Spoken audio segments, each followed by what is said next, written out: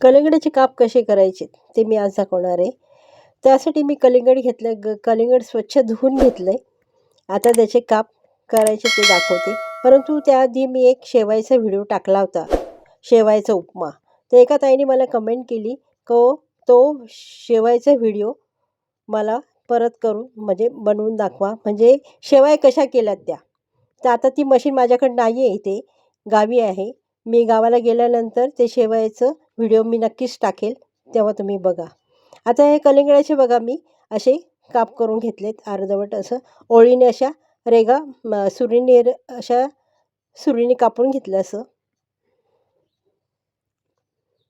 असं पूर्ण असं अर्धवट असं सुरीने कापून घेतलं. आता हे आडवे काप झाले, आता उभे काप त्याच्यावरच मी करते बघा. सुरीने करायचे असे उभे काप करून घेते.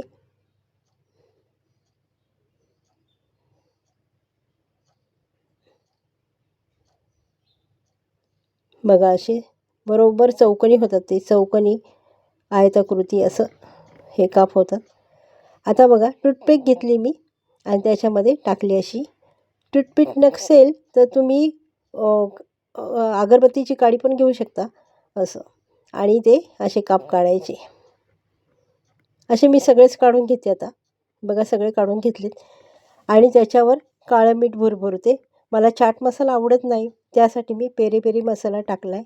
रेसिपी आवडली असेल तर लाईक करा, शेअर करा, सबस्क्राईब करा. धन्यवाद.